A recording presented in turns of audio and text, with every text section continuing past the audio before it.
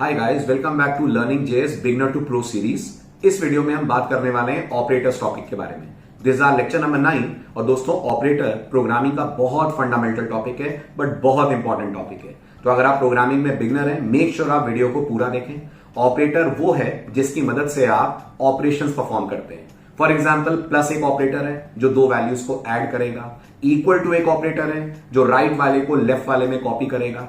ऐसे जेएस के पास बहुत सारे ऑपरेटर हैं, बट इस वीडियो में मैं 4 फंडामेंटल कैटेगरीज के ऑपरेटर आपसे डिस्कस करूंगा। फिर जैसे जैसे कोर्स हमारा आगे बढ़ेगा, नए ऑपरेटर्स के बारे में बातचीत होगी। कौन से 4 फंडामेंटल? सबसे पहले हम पढ़ेंगे एरिथमेटिक ऑपरेटर, जो आपके बहुत सारे कैलकुलेशंस में हेल्प करेंगे। फिर हम पढ़ेंगे कंपैरिजन ऑपरेटर, जैसे मैथ्स में ग्रेटर देन लेस देन होते हैं, ऐसे जेएस में भी होते हैं। Then will go to logical operator and last but not the least will discuss assignment operator. Make sure video पूरा एंड टू एंड देखें, क्योंकि मैंने कहा ये बहुत फंडामेंटल टॉपिक है। आगे जितनी भी प्रोग्रामिंग एक्सरसाइजेस होंगी बेसिक लेवल की, उन सब में काम आएंगे operators. Make sure to watch the video till the end. Thank you so much. शुरू करते हैं पहली कैटेगरी के ऑपरेटर के साथ, जिसको अपन बोलते हैं एरिथमेटिक ऑपरेटर। दोस्तों, एरिथमेटिक ऑपरेटर्स के नाम पे जावास्क्रिप्ट अपन को 8 ऑपरेटर्स का कलेक्शन देती है। कुछ आपको मैथ्स में मिलते हैं, कुछ बहुत स्पेसिफिक हैं, मैथ्स में नहीं होते हैं, बट प्रोग्रामिंग में आपको देखने को मिलेंगे। कौन कौन से 8 ऑपरेटर्स है पहले स्लाइड पे समझ लेते हैं, फिर मैं आपको इनका प्रैक्टिकल दिखाता हूं। पहला ऑपरेटर है plus. As the name indicates, दो वैल्यूज को ऐड करेगा। तो अगर मैं मान लू मेरे पास ए और बी नाम के दो वेरिएबल हैं, मैं मान लू ए के अंदर 3 और बी के अंदर 2 है, तो जब आप जेएस से बोलोगे ना ए प्लस बी, जेएस आपको वैल्यू रिटर्न करेगी 5, बिकॉज 3 + 2 का सम अपने आप में होगा 5। Then just like we have plus, we also have minus, जो दो वैल्यूज को सब्ट्रैक्ट करेगा। तो अगर आप a माइनस बी करोगे तो 3 - 2 करेगी जेएस, रिजल्टेंट आंसर आपको 1 मिलेगा। देन वी हैव स्टार, जो जेएस में मल्टीप्लाई करता है। गौर करिएगा, जेएस मैथ्स वाला डॉट मल्टीप्लाई के लिए नहीं मानती है, यानी मैथ्स में आप अगर लिखते हो 2.3, तो इसका यही मतलब होता है ना कि 2 को 3 से मल्टीप्लाई कर रहे हैं। गौर करिएगा, जेएस के अंदर आपको 2.3 नहीं लिखना है, आपको लिखना है 2 × 3, क्योंकि जेएस में अगर आपने 2.3 लिख लिया तो जेएस सोचेगी आप कोई नंबर रिप्रेजेंट कर रहे हो जो 2.3 है। जेएस डॉट को पॉइंट की तरह देखेगी और उसे एक नंबर वैल्यू मान लेगी, ना कि मल्टीप्लीकेशन का सिंबल। ऐसे ही मैथ्स में आपको लिखना होता है ट्वाइस ऑफ a + b, जिसका मतलब होता है ए और बी को ऐड करो और 2 से मल्टीप्लाई कर दो। ये चीज भी जेएस में आप दोस्तों लिखोगे 2 × a + b, यानी जेएस डॉट को मल्टीप्लाई नहीं मानती। जेएस ये भी नहीं मानती कि ब्रैकेट लगा दोगे तो मल्टीप्लाई हो जाएगा। मल्टीप्लाई मतलब स्पेसिफिकली आपको यूज करना पड़ेगा सिंबल ऑफ एस्ट्रिक। ठीक है, तो ये हुए हमारे 3 basic operator. Then we have a forward slash, जो दो नंबरों को डिवाइड करके आपको डिवीजन का रिजल्ट देता है। अब फ्रेंड्स, अगर आप C++ और जावा के बैकग्राउंड से हैं तो ये बात आपके लिए थोड़ी सी इंपॉर्टेंट है। C++ और जावा लैंग्वेजेस में जब हम डिवीजन करते हैं तो नॉर्मली डिवीजन का रिजल्ट इंटीजर अपॉन इंटीजर का इंटीजर आता है। यानी C और C++ लैंग्वेजेस में अगर आप 10 को 4 से डिवाइड करते हो, C की बात कर रहा हूं मैं, तो आपको आंसर 2 मिलता है। दोस्तों, जेएस ऐसा नहीं मानती। जेएस में अगर आप 10 को 4 से डिवाइड करेंगे तो आपको वही आंसर मिलेगा जो मैथ्स में मिलना चाहिए, विच इज 2.5। इसी तरह से अगर आप a अपॉन बी कर रहे हैं, a की वैल्यू 3 और b की वैल्यू 2 है, तो जेएस आपको आंसर देगी 1.5। जबकि यही 3/2 आपने अगर C++ या जावा में करा होता तो 3/2 का आंसर इन लैंग्वेजेस में आपको 1 मिलता है। तो डिवीजन के मामले में JS is more close to mathematics rather than other programming languages. Then अपॉन के अलावा हमारे पास एक और ऑपरेटर है, दिखता कुछ और है, करता कुछ और है। दिखने में ये मैथ्स के परसेंटेज के सिंबल के जैसा है, पर फ्रेंड्स ये परसेंटेज नहीं निकालता, ये दो नंबरों को डिवाइड करके अपन को रिमाइंडर रिटर्न करके देता है। यानी अगर आपने जेएस से बोला 3 mod 2, तो जेएस 3 को 2 से डिवाइड करेगी और जो रिमाइंडर बचेगा दैट इज 1, वो रिमाइंडर अपन को वापस देगी। तो जब भी जेएस में आप ये परसेंटेज वाला सिंबल लगाते हो, अपन इसको बोलते हैं मॉड्यूलस ऑपरेटर या मॉड्यूलो डिवीजन भी बोलते हैं, और ये दो नंबरों को डिवाइड करके अपन को उसका रिमाइंडर देता है। ठीक है, फाइनली इस कैटेगरी में हमारे पास है एक और ऑपरेटर जो डबल स्टार से रिप्रेजेंट होता है, जिसका काम होता है जेएस में पावर्स कैलकुलेट करना। तो अगर आपने जेएस को बोला a+b, मतलब आपने जेएस को बोला 3 का स्क्वायर निकाल दो, जेएस आपको रिटर्न करके दे देगी आंसर विच इज 9, है ना। पहले इतने को अपन प्रैक्टिकल करके देखते हैं, फिर बाकी के जो दो ऑपरेटर हैं, 8 बोले थे मैंने, 6 हो गए, जो दो ऑपरेटर हैं वो इसके बाद में लेता हूं। तो पहले चलते हैं अपन अपने डेवलपमेंट एनवायरमेंट में। एज यूजुअल बनाते हैं एक नया folder. So we are into, this is our discussion number 6, यानी हम 6 टॉपिक एक तरह से जेएस में पढ़ रहे हैं। Let's call the folder as operators, और हमेशा की तरह स्टार्ट करते हैं विद example1, example1.html, html, ठीक। As usual boilerplate code, इसको कर देते हैं क्लोज, इसका टाइटल रख देते हैं अपन ऑपरेटर्स इन जेएस, ठीक है। अब बहुत सारे ऑपरेटर्स अपन को कवर करने हैं, तो मैं अंदर भी कमेंट्स के थ्रू बताता चलूंगा आपको कब किस ऑपरेटर को हम लोग कवर अप कर रहे हैं। मेटा टैग को ड्रॉप कर देते हैं, ठीक। चलिए बढ़ते हैं आगे। अब बॉडी टैग में आकर सबसे पहले दोस्तों अपन डिस्कस करेंगे जेएस के एरिथमेटिक ऑपरेटर्स, ठीक है। So we are on to discussing arithmetic operators, और ये कैसे करना है इसके लिए पहले हम स्क्रिप्ट ले लें, नहीं तो ये तो डायरेक्टली नॉर्मल एचटीएमएल बन जाएगा। स्क्रिप्ट टैग के अंदर आकर इसको कर देते हैं paste. So initially we are on to arithmetic operators, ठीक। अब एरिथमेटिक ऑपरेटर्स में सबसे पहले मैंने कहा let a equal to 10 comma b equal to 4। दो वेरिएबल लिए मैंने ए और बी, एक में 10 और एक में 4 असाइन करा, और अब मैंने इन कुछ ऑपरेशंस का रिजल्ट प्रिंट करा। क्या पूछा मैंने जेएस से? मैंने जेएस से पूछा ए प्लस बी का आंसर बता दो, राइट। तो ए plus B comma A plus B, बल्कि एक काम करते हैं अपन दोनों को प्रिंट भी करा के देखते हैं। So A is equals to double quotes 1 comma A, right, comma B is equals to comma B, comma A plus B is equals to comma A plus B. क्या प्रिंट होगा? पहले ए की value print होगी which is 10, B की value print होगी which is 4, साथ में print होगा ए प्लस बी जो होगा 10 plus 4, that will give us sum of a and b which is 14। Live server पे ओपन करते हैं, राइट क्योंकि कंसोल पे करा है मैंने, तो कंट्रोल शिफ्ट आई करते हैं ताकि कंसोल पे हमको रिजल्ट्स दिखें। Right here we are. एक बार और मैं रिफ्रेश कर दूं इसको। सो आप देख पा रहे होगे A10B4 ए प्लस बी का रिजल्ट जेएस आपको दे रही है 14। अब ऐसे ही अपन बाकी ऑपरेशंस करते चलते हैं फटाफट, तो आपके सारे ऑपरेटर्स इसी तरह से हो जाएंगे कवर अप, ठीक। अब नेक्स्ट लेते हैं। सो जैसे अपन ने ए प्लस बी करा है, बिल्कुल वैसे अपन जेएस को बोलते हैं ए प्लस बी, सॉरी, जैसे अपन ने ए प्लस बी करा है अपन जेएस को बोलते हैं ए माइनस बी करो। तो जेएस हमारे लिए ए और बी को सब्ट्रैक्ट भी करेगी। फिर उसके बाद अपन जेएस को बोलते हैं ए को बी से मल्टीप्लाई करो। So we'll get their product also. A into B is equals to, this will be A into B. Then आप चेक करो इन तीनों के केस में A10B4 सम इनका 14 आ रहा है, A10B4 सम इनका डिफरेंस इनका 6 आ रहा है, A और B का प्रोडक्ट जेएस आपको 40 दे रही है विच इज 10 into 4, राइट। इसके बाद फिर अपन ए और बी का डिस्प्ले कराते हैं दोस्तों डिवीजन। यहां स्पेशल ध्यान दीजिएगा, मैंने आपसे कहा इस मामले में जेएस बाकी लैंग्वेजेस से अलग जा रही है। सो ए अपॉन बी का रिजल्ट आपको क्या मिल रहा है? वी आर गेटिंग एज 2.5 जो 10 अपॉन 4 का रिजल्ट होता है। बहुत बढ़िया। इसके बाद अपन जेएस को बोलते हैं हमें इसका मॉड कैलकुलेट करके दो। So I am asking JS to calculate A mod B. 10 को 4 से डिवाइड करेंगे तो रिमाइंडर बिल्कुल ठीक 2 बचेगा, तो हमें ए मॉड बी का रिजल्ट 2 मिल रहा है। और अगर अपन जेएस को बोलते हैं 10 रेज टू द पावर 4 कर दो, यानी ए डबल स्टार बी, और यहां भी हम कर देते हैं डबल स्टार, तो हमें मिलेगा 10 raise to the power 4, correct. That means JS आपके लिए addition, subtraction, multiplication, division, mod और पावर कैलकुलेट करने के ऑपरेटर तो सिंपल एंड प्लेन प्रोवाइड कर रही है। अब दोस्तों जेएस के पास दो ऑपरेटर और बड़े खास होते हैं, लेकिन उनको समझने के लिए पहले मैं इतने पूरे सेक्शन को कमेंट्स में कन्वर्ट कर रहा हूं, ठीक है। पूरे को सेलेक्ट करा, कंट्रोल फॉरवर्ड स्लैश दबा दिया। अब ये जो दो ऑपरेटर मैं आपको बताने जा रहा हूं फ्रेंड्स, ये दो ऑपरेटर्स आपको मैथ्स में कम मिलते हैं, प्रोग्रामिंग में अधिकतर लैंग्वेजेस में मिलते हैं, और ये हैं हमारे पास प्लस प्लस और माइनस माइनस ऑपरेटर। क्या बोला मैंने? प्लस प्लस और माइनस माइनस। देखिए फ्रेंड्स, अगर आपको जेएस में कहना है A is equals to A plus 1, जिसका सिंपल सा मतलब है ए की करंट वैल्यू में 1 ऐड करो और रिजल्ट वापस ए में असाइन कर दो, तो ये a equal to A plus 1 की जगह दोस्तों आप जेएस को बोल सकते हो सिंपली ए प्लस प्लस।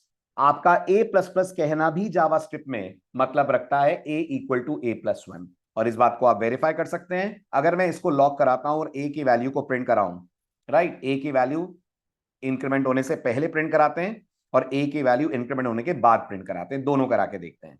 तो आप देखेंगे before incrementing will get a as 10, after incrementing will get a as 11। क्या कहलाता है ये दोस्तों? ये अपने आप में कहलाता है यूनरी इंक्रीमेंट ऑपरेटर। क्या नाम है पूरा इसका? Unary increment operator. यूनरी क्यों कहलाता है? क्योंकि प्लस प्लस को काम करने के लिए एक ऑपरेंड की जरूरत होती है। तो फिर आप गेस कर सकते हैं जो हमने बाकी के ऑपरेटर पढ़े वो कहलाएंगे बाइनरी ऑपरेटर्स, क्योंकि उनको काम करने के लिए दो ऑपरेंड की जरूरत है।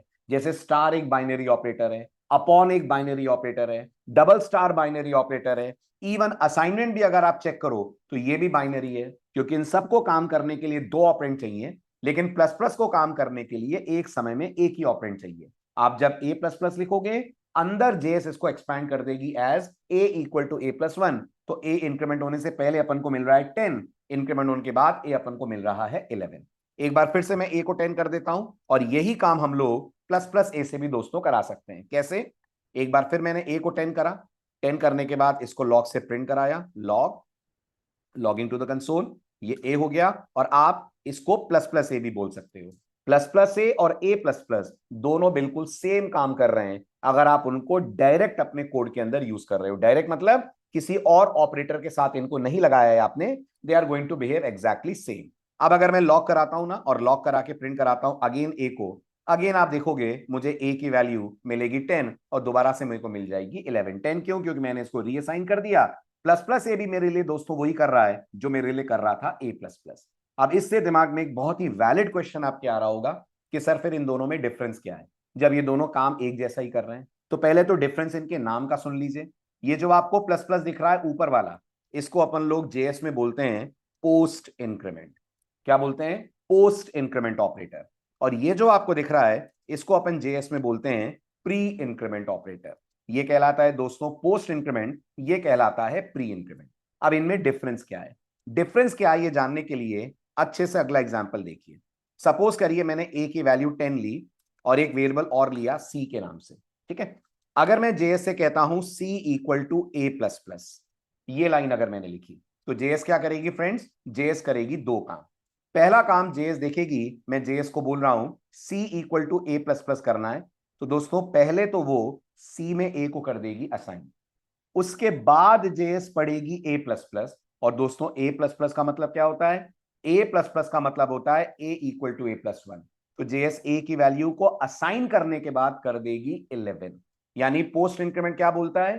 पहले असाइनमेंट को चलने दो, उसके बाद मेरे को सॉल्व करो। असाइनमेंट पहले चलेगा तो ए सी में चला जाएगा, सी की वैल्यू अपन को मिलेगी 10, उसके बाद ए बढ़ेगा और ए की वैल्यू अपन को मिलेगी 11। तो अगर इस एग्जांपल में अपन ए और सी को प्रिंट करें, बाकियों को मैं कमेंट आउट कर देता हूं ताकि कोई कंफ्यूजन अपन को ना रहे। तो मैंने इस पूरे को, पहले तो इसको हटाऊं मैं, वरना क्या होगा कमेंट्स के अंदर कमेंट्स प्रॉब्लम देंगे। इस पूरे को ड्रॉप करके यहां से यहां तक कमेंट आउट कर रहा हूं, है ना। अब आप देखो मैंने ए में 10 डाला, सी वेरिएबल बनाया, कहा C equal to A plus plus, और अब मैंने लॉग से किसको किसको प्रिंट करा? मैंने ए को भी प्रिंट करा, इक्वल टू करके करा देता हूं ए इज इक्वल्स टू कॉमा ए, और कॉमा करके सी इज इक्वल्स टू कॉमा सी। ए और सी दोनों को मैंने डिस्प्ले करा। तो आप देखना ए की वैल्यू अपन को मिलेगी 11, सी की वैल्यू अपन को मिलेगी 10। ऐसा क्यों हो रहा है? क्योंकि ये पोस्ट इंक्रीमेंट है। पोस्ट इंक्रीमेंट कहता है पहले असाइन करो उसके बाद इंक्रीमेंट करो। तो पहले ए की वैल्यू सी में गई, सी में 10 आ गया, फिर ए की वैल्यू बढ़कर हो गई 11। अब अगर मैं इसी कोड को रीराइट करूं विद अ माइनर चेंज, क्या चेंज कर रहा हूं? एक तो मैं ए को दोबारा 10 कर देता हूं ताकि आप अच्छे से कंपैरिजन समझ पाओ, नहीं तो वैल्यू चेंज होगी तो थोड़ा सा डिफरेंस आ जाएगा। ए को दोबारा 10 कर देते हैं, और इधर दोस्तों मैं कहता हूं प्लस प्लस ए। अब क्या होगा? अब ये जो प्लस प्लस है ना, ये प्री इंक्रीमेंट है। गेस करो, अगर पोस्ट ये कहता है कि मुझे बाद में सॉल्व करो, तो प्री क्या कहता होगा? वेरी गुड, प्री कहता है मेरे को पहले सॉल्व करो। तो अब जेएस इसमें क्या करेगी? इसमें जेएस सबसे पहले पढ़ेगी प्लस प्लस ए, जिसके कारण से ए की वैल्यू बढ़कर क्या हो जाएगी? 11। उसके बाद जेएस पढ़ेगी सी इक्वल टू ए, जिस कारण से 11 चला जाएगा सी में। यानी अब आपको ए की वैल्यू तो 11 मिलेगी मिलेगी, सी की वैल्यू भी देखने को मिलेगी 11। जबकि ऊपर वाले केस में क्या हो रहा था? ए की वैल्यू तो मिल रही थी 11, लेकिन सी अपन को मिल रहा था 10। तो पोस्ट और प्री इंक्रीमेंट ऑपरेटर्स में डिफरेंस तभी समझ में आएगा जब आप इनको दूसरे एलिमेंट्स के साथ यूज करोगे। अदरवाइज आइसोलेशन में तो ए प्लस प्लस और प्लस प्लस ए दोनों एक जैसा काम कर रहे हैं। तो अब अगर मैं इस पेज को सेव करूं और फिर अपन आउटपुट चेक करें, तो आप देखो पहले वाले केस में ए 11 सी 10 था, दूसरे वाले केस में ए 11 और सी भी अपन को मिल रहा है 11। Got it? और जैसे हमारे पास पोस्ट इंक्रीमेंट और प्री इंक्रीमेंट है ना, बिल्कुल वैसे हमारे पास पोस्ट और प्री डिक्रीमेंट है। जैसे अगर मैंने कहा a equal to 10, c equal to a minus minus, कौन यूज हुआ? ये हुआ पोस्ट डिक्रीमेंट। ये क्या बोलेगा? ये बोलेगा a को c में कॉपी कर दो और फिर a की वैल्यू को रिड्यूस कर दो। तो a c में गया तो c में आ गया 10, या 10 मान लेते हैं अपन a को, है ना। और a की वैल्यू रिड्यूस हो गई तो a की वैल्यू रिड्यूस होकर हो गई 9। दैट मीन्स अब अगर मैं कंसोल डॉट लॉग से दोनों को डिस्प्ले कराऊं तो मेरे को क्या मिलने वाला है? मेरे को a की वैल्यू मिलने वाली है 9, वेरी गुड, और मेरे को c की वैल्यू मिलने वाली है 10। चेक करिए, a की वैल्यू मिल रही है 9, c की वैल्यू मिल रही है 10, क्योंकि ये पोस्ट डिक्रीमेंट है। और अगर इसी कोड को रीराइट करा जाए, इतने वाले को वापस, और क्या चेंज कर दिया जाए? चेंज कर दे अपन सिर्फ ऑपरेटर को, इसको कर दे अपन प्री डिक्रीमेंट। अब आप गेस करो वीडियो पॉज करके क्या होने वाला है? बिल्कुल ठीक, अब पहले a डिक्रीमेंट होगा, डिक्रीमेंट होकर a 10 से 9 बन जाएगा, 9 वापस असाइन हो जाएगा c में। मतलब अगर इस कोड को एग्जीक्यूट करें तो a और c दोनों के दोनों अपन को मिलेंगे 9। तो ये थे पोस्ट डिक्रीमेंट, प्री डिक्रीमेंट और पोस्ट इंक्रीमेंट, प्री इंक्रीमेंट के डिस्कशन, जो मैथमेटिक्स में थोड़ा कम देखने को मिलते हैं बट प्रोग्रामिंग में बहुत कॉमन ऑपरेटर्स होते हैं ये। Got it? चलिए वापस चलते हैं अपन डिस्कशन पे और बात करते हैं नेक्स्ट कैटेगरी के ऑपरेटर्स की। तो ये होगा हमारे 8 arithmetic operators, plus minus into upon mod, power या exponentiation, and plus plus and minus minus. दूसरी कैटेगरी के दोस्तों ऑपरेटर्स आते हैं जेएस में कंपैरिजन ऑपरेटर। अब कंपैरिजन में सबसे पहले तो मैं मैथ्स वाले आपको बता दूं, greater than, less than, greater than equal to, less than equal to, ये चार वही हैं जो आपने मैथ्स के अंदर पढ़े होंगे। ये क्या करता है? ये चेक करता है मेरा लेफ्ट ऑपरेंड मेरे राइट ऑपरेंड से बड़ा है कि नहीं है। अगर है तो ये अपन को ट्रू देगा, अगर नहीं है तो ये अपन को फॉल्स देगा। यानी दोस्तों ये जितने भी ऑपरेटर कंपैरिजन में आते हैं ना, इनकी एक खास बात याद रखिएगा, इनका जवाब हमेशा आपको या तो ट्रू मिलेगा और या तो फॉल्स मिलेगा। क्यों ऐसा? क्योंकि ये कंपैरिजन करते हैं। कंपैरिजन का मतलब प्रोग्रामिंग में होता है कंडीशन चेक करते हैं, और कोई भी कंडीशन अगर होगी, अगर आप जेएस से पूछोगे ऐसा है, तो उसके दो ही आंसर होंगे, या तो ऐसा होगा और या तो ऐसा नहीं होगा। अगर ऐसा हुआ तो जेएस की तरफ से आंसर ट्रू आएगा, नहीं हुआ जेएस की तरफ से आंसर फॉल्स आएगा। ठीक है, तो इनको भी प्रैक्टिकली लेते हैं और फिर बड़े इंटरेस्टिंग दो ऑपरेटर्स पढ़ते हैं जो बहुत लैंग्वेजेस नहीं देती हैं, कुछ चुनिंदा लैंग्वेजेस में है, और वो है ट्रिपल इक्वल टू और not double equal to. But पहले ये सिंपल वाले ले लेते हैं अपन। चलिए वापस चलते हैं एडिटर में। So back to the code editor, इस पूरे को कर देते हैं कमेंट आउट। ठीक, and now we are discussing next category of operators, that is comparison operators. So comparison operators, ठीक, ऑपरेटर्स। चलिए समझिए अब ध्यान से, वेरिएबल्स हमारे दो हैं इनिशियली, सेम लेकर चल रहा हूं मैं, ए में 10 है, बी में 4 है। ठीक है, अगर आपने जेएस से बोला कंसोल डॉट लॉग, आपने कहा a is equals to comma a, comma B is equals to comma b, और आपने जेएस से पूछा कि क्या a b से बड़ा है, और यहां आपने a ग्रेटर देन b लिखा, तो आप जेएस से क्या पूछ रहे हो कि क्या 10 4 से बड़ा है। अब आप बताओ क्या 10 4 से बड़ा होता है? होता है ना। तो देखिए जेएस की तरफ से आंसर आपको ट्रू मिल रहा है। क्यों मिल रहा है? क्योंकि दिस इज अ वैलिड और this is a true condition, 10 is greater than 4। बहुत बढ़िया। अब अगर मैं इसी केस को थोड़ा सा चेंज करूं, राइट, और मैं इसी कोड को ऐसे लिख दूं, ए लेस देन बी होता है क्या? तो आप मुझे बताइए क्या 10 4 से छोटा होता है? नहीं होता है ना। तो जेएस मेरे को आंसर देगी फॉल्स। ऐसे ही गेस करिए, मैं जेएस से पूछता हूं 10 ग्रेटर देन इक्वल टू 4 होता है क्या? होता है। तो मेरे को इस ग्रेटर देन इक्वल टू का आंसर भी जेएस की तरफ से ट्रू मिलेगा। अच्छा, इसमें यहां नोटिस करने वाली बात यह है कि अगर मैं ए को 10 और बी को 10 कर दूं तो ऊपर वाले दोनों क्या देंगे? अगर ए को 10 और बी को 10 कर दिया तो ग्रेटर देन लेस देन दोनों फॉल्स देंगे, लेकिन ग्रेटर देन इक्वल टू मेरे को ट्रू दे देगा। क्यों? क्योंकि 10 ना तो 10 से बड़ा है, ना ही 10 10 से छोटा है। राइट, तो मैं कह रहा था मैं ए में 10 कर दूं और बी में भी 10 कर दूं, लाइक दिस। अब मेरे को क्या मिलेगा? अब मेरे को ऊपर वाले दोनों बोलेंगे a greater than 10 false, a less than 10 false, यानी 10 less than 10 false, 10 greater than 10 false, लेकिन 10 ग्रेटर देन इक्वल टू 10 ये अपने आप में अपन को आंसर देगा ट्रू, है ना। तो ग्रेटर देन इक्वल टू वही है जो आप मैथ्स में पढ़ते हो कि अगर लेफ्ट वाला ऑपरेंड बड़ा या बराबर है तो अपन को ट्रू मिलेगा। ऐसे ही गेस करिए, अगर मैं इसी को कॉपी करके वापस पेस्ट करूं और इस बार लेस देन के बारे में पता करूं by writing a less than equal to b, इसको कर दूं less than equal to b, this time also I am going to get true, क्योंकि 10 लेस देन इक्वल टू 10 भी ट्रू है ना। सो फार सो गुड, यहां तक तो कोई टेंशन नहीं है।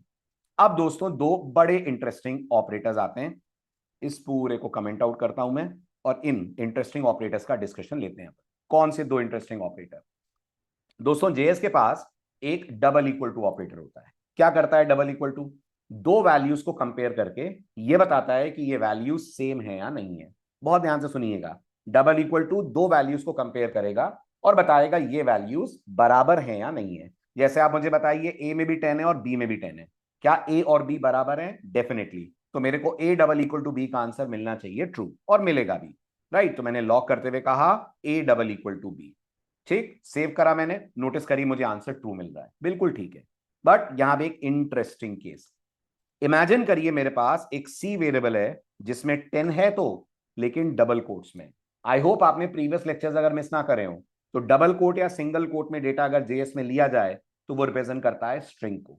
तो अब ये 10 क्या हो गया? ये अपने आप में एक स्ट्रिंग हो गया।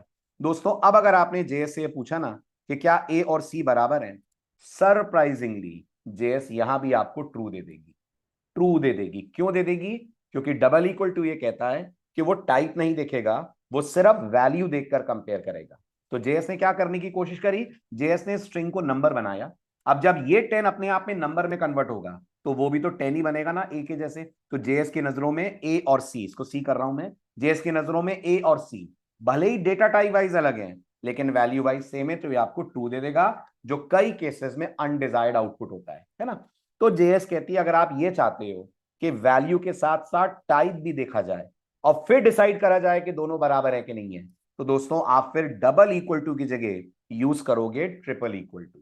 ट्रिपल इक्वल टू को जेएस में हम बोलते हैं स्ट्रिक्ट इक्वल टू। क्या बोलते हैं? Strict equal to. और ये क्या कंपेयर करता है? ये टाइप भी कंपेयर करता है, वैल्यू भी कंपेयर करता है, दोनों बराबर हैं तो ट्रू देता है, एक भी डिफरेंट है तो अपन को फॉल्स दे देता है। तो अगर मैंने इसी कोड को रीराइट करा और लॉग में मैंने कहा ए ट्रिपल इक्वल टू सी, अब आप नोटिस करिए मेरे को लास्ट में आंसर फॉल्स मिल रहा है। क्यों मिल रहा है? क्योंकि नंबर वाला 10 स्ट्रिंग वाले 10 के बराबर नहीं होता है।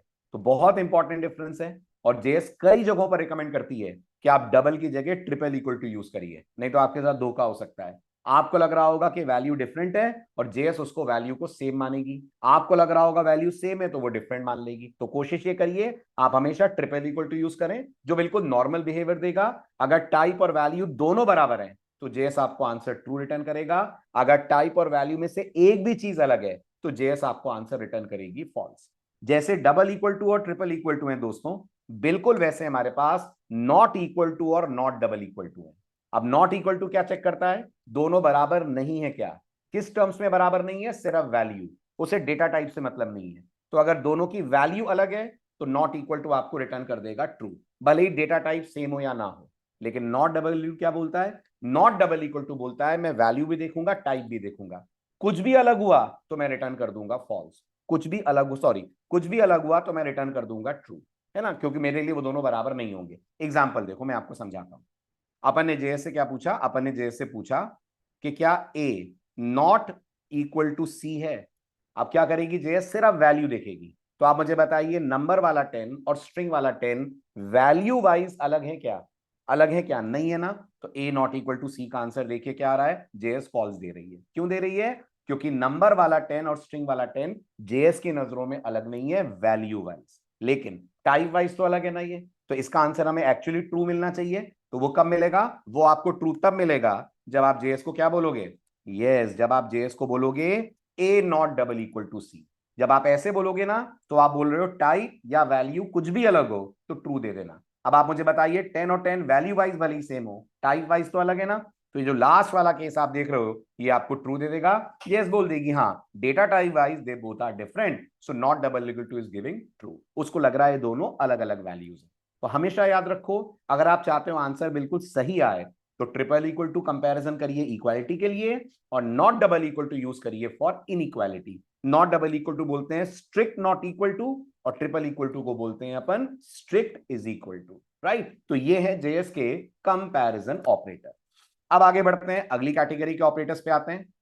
नेक्स्ट कैटेगरी के ऑपरेटर्स दोस्तों आपको मिलते हैं लॉजिकल ऑपरेटर, है ना। अब लॉजिकल ऑपरेटर पढ़ाने से पहले छोटी सी एक बात मैं आपके नोटिस में डालना चाहूंगा, वो समझिएगा। लॉजिकल ऑपरेटर्स का सबसे इंपॉर्टेंट यूजेज आपको समझ में आएगा जब मैं आपको इफ नाम का स्टेटमेंट पढ़ाऊंगा। ये जावास्क्रिप्ट का एक बहुत इंपॉर्टेंट टॉपिक है जो हम आगे पढ़ेंगे। अभी बस एक छोटी सी बात इस वीडियो से आपको कैरी करनी है और दिमाग में रखनी है, और वो क्या है वो सुन लीजिए। ये बताइए, मैथ्स के अंदर क्या इस लाइन का कुछ सेंस बनता है? 0 is less than n is less than 10। क्या मैथ्स में इस बात का कुछ सेंस है? 0 is less than n is less than 10, है ना? मैथ्स में इसका मतलब यही हुआ ना कि n 0 और 10 के बीच में। जेएस में दोस्तों आपको ऐसे नहीं लिखना है, नहीं लिखना है। जेएस इसको मैथ्स की तरह नहीं समझती है, वो इसको किसी और ढंग से देखेगी। जेएस क्या बोलती है, अगर आपको अपने प्रोग्राम में मल्टीपल कंडीशंस चेक करनी है तो आपको हमेशा इन कंडीशंस के बीच में यूज करने हैं logical operator. I repeat my words, जब जब जेएस में आपको मल्टीपल कंडीशंस चेक करनी है, हमेशा इन कंडीशंस के बीच में आपको यूज करने हैं लॉजिकल ऑपरेटर्स। मतलब जेएस बोलती है, अगर आपको कहना है ना A greater than B greater than C, ऐसे नहीं कहिए, आप कहिए ए ग्रेटर देन बी, इसके बीच में लगाइए कोई लॉजिकल ऑपरेटर, अभी बताता हूं कौन कौन से, और फिर कहिए यहां पर बी ग्रेटर देन सी। तो हम कभी भी जेएस में मल्टीपल कंडीशंस एक फ्लो में नहीं लिखते, हम उसको दो पार्ट्स में ब्रेक करते हैं और उसके बीच में कनेक्टर के तौर पे यूज करते हैं अपन लॉजिकल ऑपरेटर्स को। अब लॉजिकल ऑपरेटर जेएस आपको कौन कौन से देती है? तो किसी भी दूसरी लैंग्वेज की तरह JS is no different. JS आपको एक देती है लॉजिकल एंड। ये क्या बोलता है? ये बोलता है मैं दो कंडीशंस के बीच में आऊंगा, दोनों अगर ट्रू हैं तो मेरा आंसर ट्रू होगा, एक भी अगर फॉल्स है तो मेरा आंसर फॉल्स होगा। दो कंडीशंस के बीच में आऊंगा, दोनों ट्रू हैं तो मेरा आंसर ट्रू होगा, एक भी फॉल्स है तो मेरा आंसर फॉल्स होगा। अब आप मान लीजिए x में 6 है और y में 3 है, राइट? आप मुझे बताइए, क्या x लेस देन 10 है? क्या x की वैल्यू 10 से छोटी है? 6 लेस देन 10 है, तो जवाब है हाँ जी है, ये ट्रू है। क्या y 1 से बड़ा है? क्या 3 ग्रेटर देन 1 है? हाँ जी, ये भी ट्रू है। क्योंकि दोनों ट्रू हैं तो इंडिविजुअल आंसर, ओवरऑल आंसर आपको मिल जाएगा ट्रू। यानी एंड का मानना है हर इंडिविजुअल कंडीशन ट्रू है तो रिजल्ट ट्रू है, एक भी फॉल्स है तो रिजल्ट हो जाएगा फॉल्स। इसी तरह से अगर हम और ऑपरेटर की बात करें, और ऑपरेटर कहता है मैं भी दो कंडीशंस के बीच में आऊंगा, पर दोनों में से एक भी ट्रू है तो आंसर ट्रू होगा, दोनों फॉल्स हैं तो आंसर फॉल्स होगा। जैसे इमेजिन करिए, मैंने कहा x डबल इक्वल टू 5 और y डबल इक्वल टू 5। आप मुझे बताइए x की वैल्यू कितनी है? 6 है। क्या 6 और 5 बराबर होते हैं? नहीं होते हैं, फॉल्स। क्या y और 5 यानी 3 और 5 बराबर है? नहीं है, दोनों ही फॉल्स हैं तो आंसर फॉल्स आ रहा है। एक भी अगर ट्रू होता, जैसे ये 5 की जगह मान लीजिए 6 होता, तो x double equal to 6 true हो जाता, तो हमें और की तरफ से आंसर ट्रू मिलता। अभी हो सकता है मेरी बात थोड़ा सा आपको कंफ्यूज कर रही हो, ज्यादा नहीं सोचिए, आप बस इतना सीखिए, अगर मल्टीपल कंडीशंस लिखनी है तो उनके बीच में लगाना है एंड और को। क्यों लगाना है मैं आपको इसका भी डेमो देता हूं कि अगर नहीं लगाएंगे तो जेएस कैसे अजीब ढंग से चीजों को हैंडल करती है, देखो समझो। ना मैं आपको ये बताने जा रहा हूं क्यों जरूरी है लॉजिकल ऑपरेटर्स को यूज करना फॉर कंपैरिजन। ठीक है, तो दोस्तों एक चीज देखिए, इमेजिन करिए, दोबारा लिख रहा हूं मैं, ए में 10 है, बी में 10 है और सी में भी 10 है। ठीक है, मुझे फटाफट बताइए, क्या ये तीनों आपस में बराबर हैं? Are all three of them equal? बराबर है ना? तो अगर मैं जे से बोलता हूं A double equal to B double equal to C, और जेएस वही कर रही है जो मैं सोच रहा हूं कि ए बी सी को कंपेयर करो, तो दोस्तों इसका आंसर ट्रू आना चाहिए। आना चाहिए? नहीं आएगा। जैसे ही आप इसको कंपेयर करेंगे आपको आंसर फॉल्स मिलेगा, और पता है क्यों मिलेगा? देखिए आपको एडिटर हिंट भी दे रहा है फॉल्स क्यों मिल रहा है। फॉल्स अपन को इसलिए मिल रहा है क्योंकि जेएस ने पहले कंपैरिजन ए और बी का करा करा अब जेएस ने चेक करा 10 double equal to 10, 10 double equal to 10 का आंसर दोस्तों ट्रू आता है, राइट? ट्रू जेएस में जब नंबर में कन्वर्ट होता है ना तो 1 को रिप्रेजेंट करता है, तो जेएस इसको एक तरह से 1 मान रही है। क्या 1 डबल इक्वल टू 10 होता है? 1 और 10 बराबर होते हैं क्या? नहीं होते हैं ना, तो जेएस इसलिए आपको यहां पर आंसर फॉल्स दे रही है। मतलब अगर आप मेरी बात समझ रहे हो तो मुझे बताइए, अगर मैं सी वेरिएबल की वैल्यू 1 कर देता हूं तो जेएस क्या सोचेगी? जेएस सोचेगी 10 10 1, ये तीनों आपस में सेम होते हैं, जबकि मैथमेटिकली ये गलत हुआ ना, ट्रू नहीं आना चाहिए ना, 10 10 1 सेम कहां होते हैं?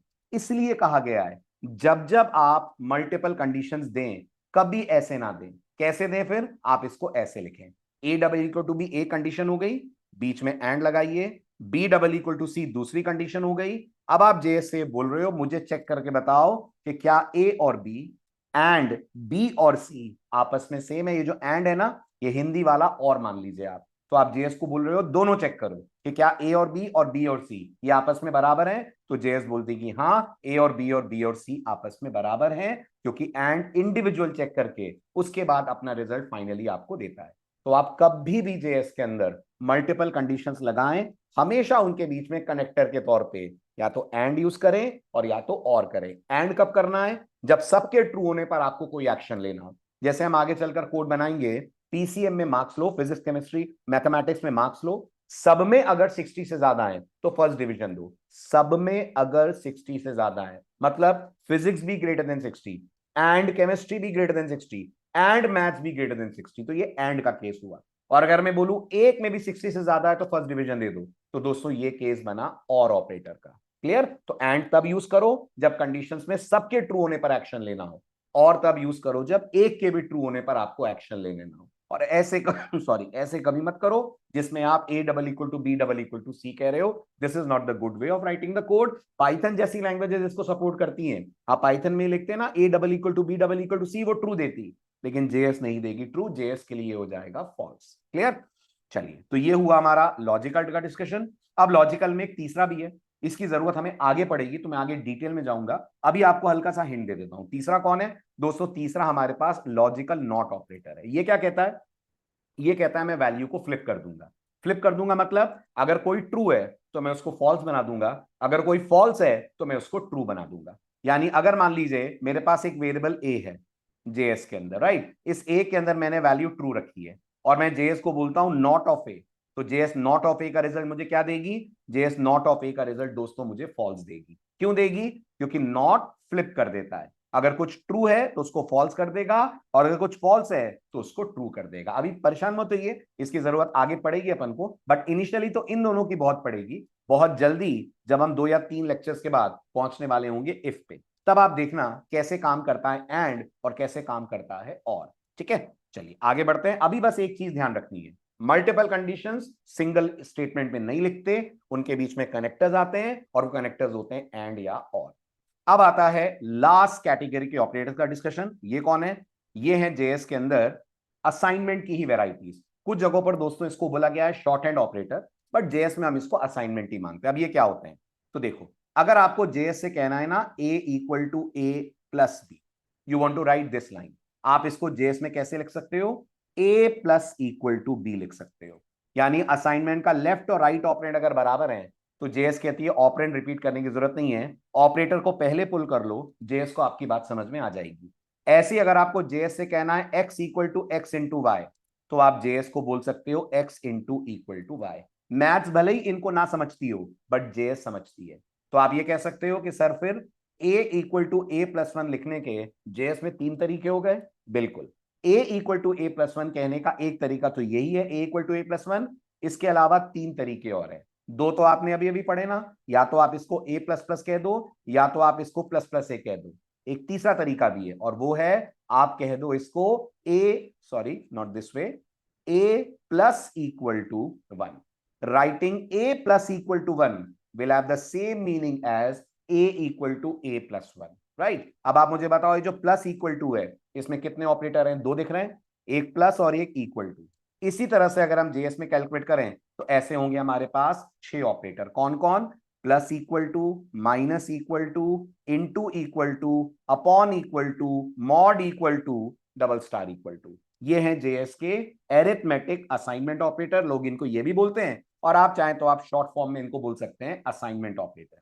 कुछ एग्जांपल स्लाइड के अंदर हैं, उन्हें देखिए, आपको और अच्छे से मेरी बात समझ में आएगी। चेक करिए, सबसे पहले अपन बात करते हैं x इक्वल टू वाई, तो सिंपल असाइनमेंट है ही। क्या होगा? y की वैल्यू x में चली जाएगी और x भी क्या हो जाएगा? 10 था, अब ओवरराइट होकर 5 हो जाएगा। बट अगर आपने कहा x plus equal to y, तो x की वैल्यू दोस्तों हो जाएगी 15। कैसे हो जाएगी 15? क्योंकि ये बन जाएगा x equal to x plus y. आपने अगर जेएस से कहा x minus equal to y, तो x में 5 आ जाएगा, क्योंकि ये बन जाएगा 10 माइनस इक्वल टू 5, मतलब कि 10 equal to 10 minus x equal to 10 minus 5। इसी तरह से ये हो जाएगा x into equal to y, यानी x equal to x into y, x की वैल्यू 10, y की वैल्यू 5, 10 इंटू 5 विल गेट 50। इसी तरह से आप सॉल्व कर सकते हैं बाकी ऑपरेटर्स। तो आई होप समझ आ रहा होगा आपको कैसे काम करते हैं असाइनमेंट या एरिथमेटिक असाइनमेंट ऑपरेटर, जिन्हें जेएस के अंदर हम लोग शॉर्ट हैंड ऑपरेटर के नाम से भी जानते हैं, असाइनमेंट ऑपरेटर के नाम से भी जानते हैं। तो दोस्तों ये था ऑपरेटर्स का डिस्कशन। अगले वीडियो में हम बात करेंगे एक और बहुत ही इंटरेस्टिंग ऑपरेटर के बारे में, जो मैक्सिमम लैंग्वेजेस में नहीं होता है। ऑपरेटर का नाम है टाइप ऑफ ऑपरेटर। तो मिलते हैं अगले वीडियो में। Thank you so much for all the love and support. Keep sharing the videos, keep liking the series. Thank you.